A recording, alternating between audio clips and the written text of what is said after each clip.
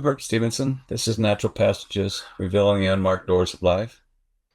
I'm doing a solo version this week, partly because I've had questions asked about different things that people are curious about. So I decided just to do a session this time solo, answering some of those questions. Some of them are personal, some of them about me, some of them are personal about how can you cope in today's environment. So I just decided to just offer you a solo session this week, and we'll go from there. Um, a common thing that's being requested, and this is coming from pretty much throughout various places, Eastern Europe, Western Europe, throughout the U.S., is how to survive in difficult times. We're U.S. based.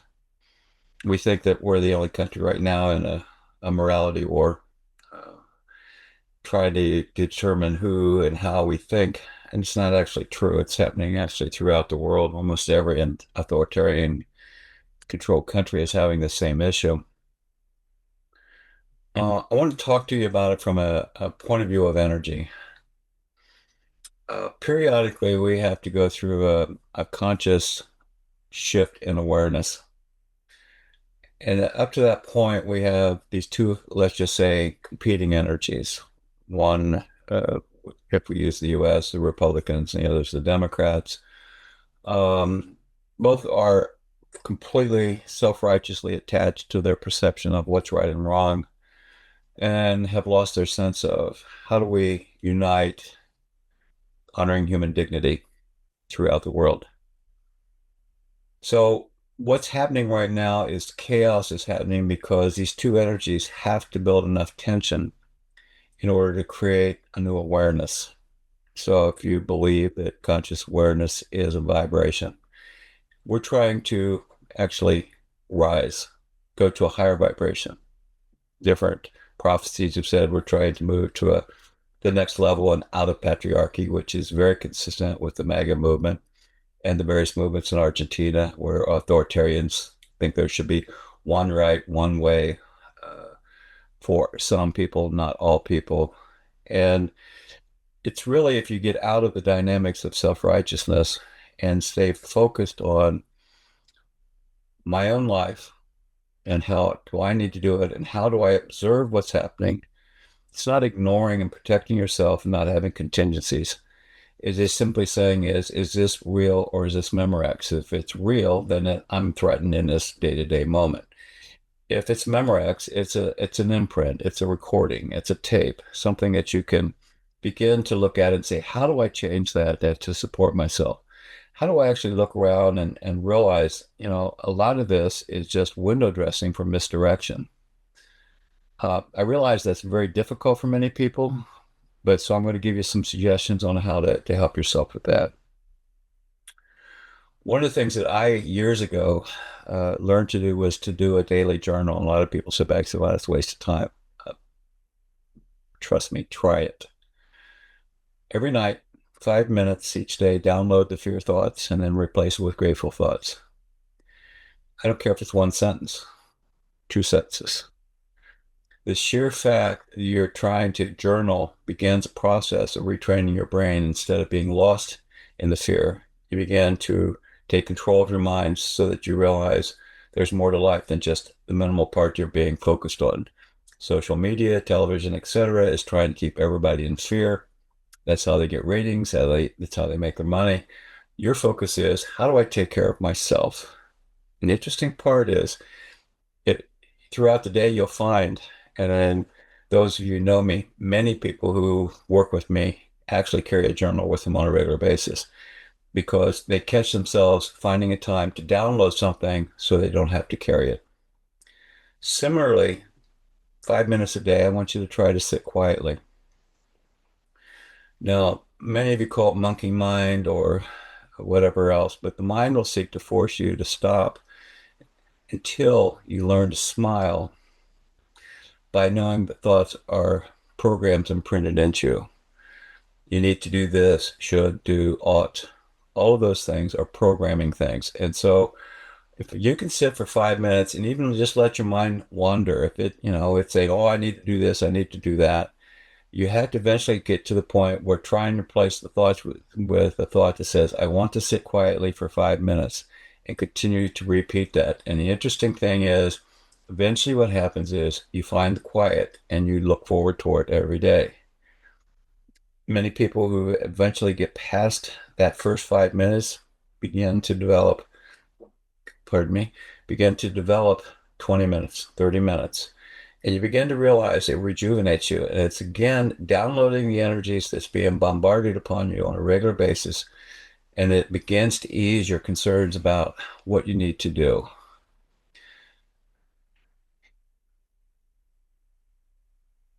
So when I look at just those two things, the third thing that I often request people to do, we don't do this enough anymore, is if you're in an office or in a place, unfortunately for right now, many people are remote, sit at that desk all day just as if they did uh, when they were in the office. I don't really care where you're located. Every hour, get up for a few minutes and walk around, socialize a little bit if you possibly can. If you can't do that, at least at lunch, go outside. If you're a loner, go for a small walk. But the idea is each step you're draining the energies, the stresses that are holding you back, preventing you from being fully who you are. You're taking control of your life in such a way that you begin to release and support yourself. And you realize you're not a victim of your circumstances. What you're a victim of is prior programming. And as you begin to slow down, one day you'll realize that all the stress every time you walk out the door stops at the door. It might come back when you go back in, but you're not the same person. You have just energetically purged or cleansed yourself. You feel better. As a result, again, 5 minutes. I'm asking you for 15 minutes a day. That's all I'm asking you to do to support yourself. And if you do that, the impact of it is you begin to feel much better. Now, another thing that comes out is how do I calm the internal distress? Well, all of those do that. But one of the things that helped me over the years, being from the US, other countries may have another word for this, but I always ask, is it real or is this Memorex?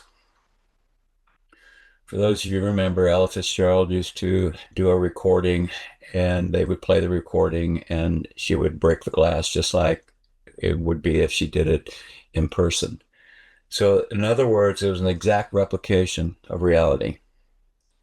Our mind is a constant state of Memorex until we decide to get fully present, until we decide we're going to erase the old tapes. So, if you have something that creates massive reactions, distress, it's probably triggered by some form of programming or recording from the past that you don't want to go near. And so before it even has a chance to become a memory again, you react. I use the phrase pause, reflect, and choose, whatever works for you. Some people use the count to 10, but I like pause, reflect, and choose, PRC. A slight pause, a slight reflection of what do I want to do in this moment is returning choice to you. So by reflecting, then you say, this is how I choose to do it. Now, if you have a reaction, I've done this in the past and we all do this, is I'll do something and regret it. So what I've done is moved my regret factor closer. So if I say something or react in a way, I stop and name it, saying, time out, I had a reaction. I want to sort through this for a second. Shocks the person you're in, they'll go back at you.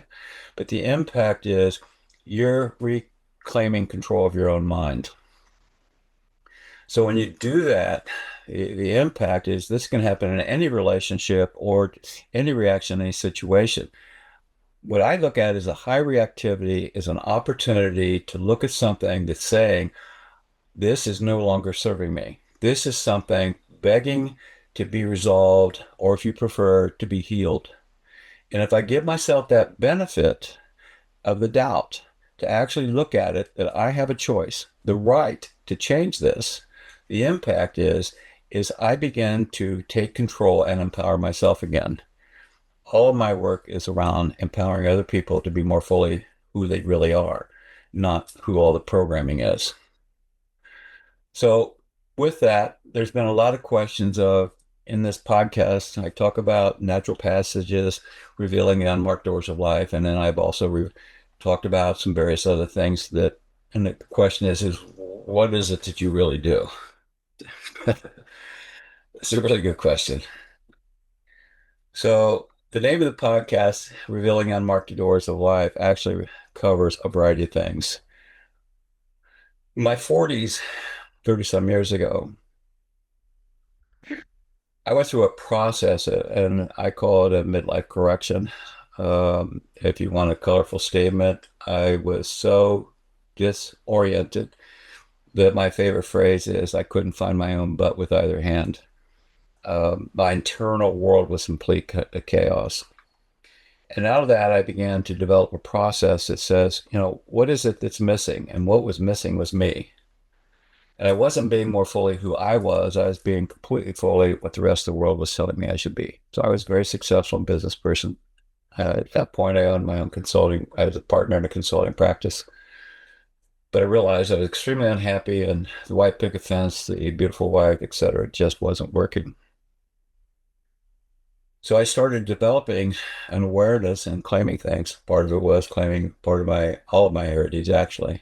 I'm I refer to myself now as a cornucopia because there's a part of a little bit of everything inside me from a genetic point of view. Um, so that had led to a couple of things. One was it took 8 years to develop a program called Natural Passages, and it's specifically for men. So I still do that.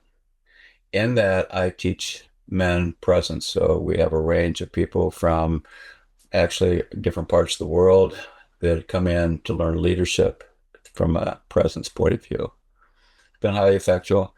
If you're interested, it's natural-passages.com. It's a life changer. And the whole idea is to supporting men. How do you make sense in today's world? Feminism came in, and unfortunately, many of the feminist movements were simply claiming more masculine behaviors. It was not finding a balance between masculine and feminine energies, which both men need and women need. And in the balance within ourselves, we find the balance between each other. So that program has been around about 20, 22 years now, and I still do that. Um, if that's something you're interested in, you can find it at that website. You've heard me talk about healing presence, and healing presence is something that I spent most of my life trying to develop, and I've been offering it now, actually as a program, as a formal teaching process. So it's healing-den.com, and it's teaching healing presence, and it's using a variety of modalities to help people actually open that internal voice within themselves. So through a variety of types of healing arts, use of stones and crystals for to actually realize how to sensitize yourself to the energies around you and to reclaim your connection to nature. Art is used, and a lot of people have art scars, and at first they decide, well, I can't do it, but suddenly one moment they let go of all the fears and they create something. And I always point out to people is when we're dealing art, is the fun is allow yourself just to create and then discover what you created when it's done. And so that's a program that I do. And that program it requires 2 1-week intensive sessions, full residential. And the impact of it is again, it's life changing. We have a variety of people, business people, therapists, et cetera, who've gone through this and found it to be very useful. I also do Native American or nature-based spiritual practices. So I teach workshops under One White Horse Standing. The story of that is when I started claiming various heritages, Native American came up strongly in my grandmother's genealogy. Um, as I said earlier, we're actually more of a cornucopia than we are anything specific. But like my father, I claim more of the nature-based aspect of spirituality. So whereas my mother would go to the church and sit in the sanctuary, my father would go outside. And that's pretty much how I have developed myself. So in that, I also teach presence, but we do it through various drum journal journeys and things of that nature, which is designed from a different point of view of getting the same thing, which is returning you to yourself. In that, I often teach the medicine wheels and various things of that nature. The other thing that surprises most people, actually, I have a global consulting practice. I've been consulting executives around the world for close to 30 years now. The shocking part to most people is, well, how do you do the spiritual thing and still do the corporate thing? I don't separate the two. I find that everybody seeks to be more fully who they are, but from a consulting practice or coaching practice. I might not say it that way. I would say is unleashing the executive and organizational potential. Because what I believe is once we get fully present to ourselves, we become better executives, and I've proven that repeatedly through highly successful CEOs now who came through process with me during their succession plans and ended up becoming very good leaders. The last thing that I've been involved in is that some of you are aware that I decided that a few years ago to start writing novellas, small books, about 100 pages. So far, there's 16 of them. 9 are published. The next seven will be out by July. It's about a humorous journey about going through one's spiritual path. And there's exercises and various things in there that'll support you. And the impact is that I think you can find once you start, it will be very thought provoking. They're designed to do that. I revealed just a whole lot of discoveries along the journey, along the path about what's happening. And I think it might be something for some of you now that when you first look at it, it'll be valuable. And then to be clear, first, they're called Thoughts 1 through 16 with a subtitle. Thoughts 1 was written 30 years ago, more of a calling. They said, I needed to write this. I wrote it, did nothing with it for about 30 years. And then I found the second book started, and I realized, oh, it's time to finish it. And what I didn't know is I ended up writing in a very short period of time, 2 years, I wrote 16 volumes. Any of those resonates with you, I encourage you to look at them. Thoughts, the book, books are on Amazon. You can get them audio, digital, paper, hardbound. They're in color because there's some certain things that models I've created that I think would support you. So that being said, as you begin to realize something, I have said yes to life and all of who I am.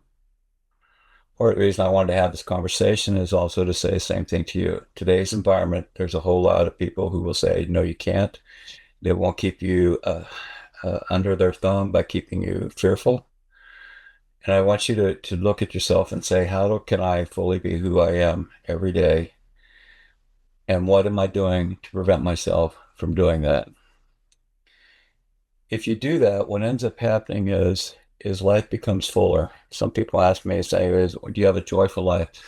And my response is, I have moments of joy, but what I do have is a constant contentment because I've created the life I want, not the life that somebody told me I was supposed to have, or not the life that I didn't allow somebody to say I can't have.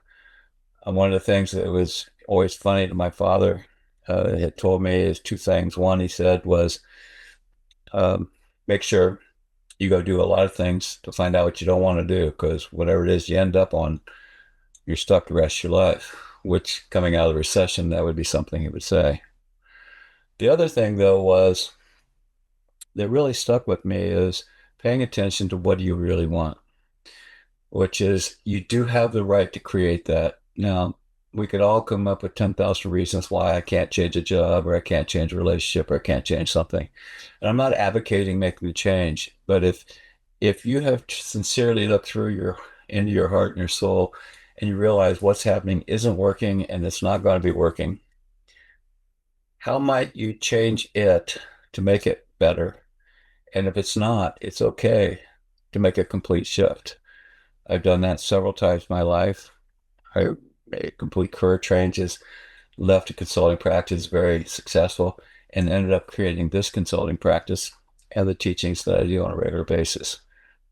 So hopefully something in this solo chat, so to speak, will be useful to you. If you have questions or anything, you can put comments in the video on YouTube. You can contact me. I believe there's a contact directly for that. And I wish you well.